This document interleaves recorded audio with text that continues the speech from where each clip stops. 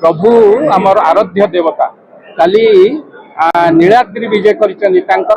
श्रीमंदिर को जाइए एपटे ए माटीर एक श्रेष्ठ संतान ए माटीर पुओ आज पुणी ओडिशा माटी के फेरुंट इस्तफा पर लोकप्रियता बढ़ी से कथा नहीं। इस्तफा पूर्वर लोकप्रियता थिला, इस्तफा पर भरोसा अच्छी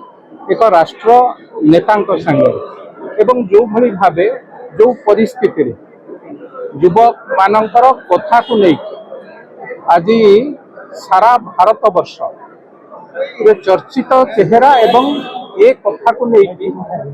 युवक माने आगु को जिबे, युवक मानकर कौनसी कार्यक्रम रे सालिश करा जीव नहीं, युवक मानकु भविष्य तैयारी करिया पई सालिश करा जीव नहीं। ए कथा को आधार करी जेतेबेले एक श्रेष्ठ नेतृत्व निज पदवी रेजिग्नेशन देथांती बा निज पदवी इस्तफा देथांती से सेतेबेले व्यक्ति विशेष ही न थांती, से एक अनुष्ठान पालित ए परिप्रेक्षी मु कहिबी जो कथा राज्यर देशर पूर्वतन शिक्षा मंत्री कहले देश सर्वोपरि देश पई सबु कथारे देश को आधार करिबा देश को ऊपर रखी देशर सांगरे कौनसी कथारे कंप्रोमाइज करा जाई परिबो ना। देश सर्वोपरि देश एक नंबर तापरे शेष व्यक्ति विशेष हो पारे। आज से गत काली शिक्षा मंत्री थे, आज आउ किए शिक्षा मंत्री आगामी दिन में आउ किए शिक्षा मंत्री हम। शिक्षा मंत्री हवा बड़ कथा नुहे, देश मोर सर्वोपरि आम समस्त एवं एक कथा समस्त युवक भाई मानक युवक भौणी मानक एक कथा कहूँ जो माने जेनजी भाई भौणी माने आम समस्त भितर मनरे गोटे भाव रहा कथा देश आमर सर्वोपरि देश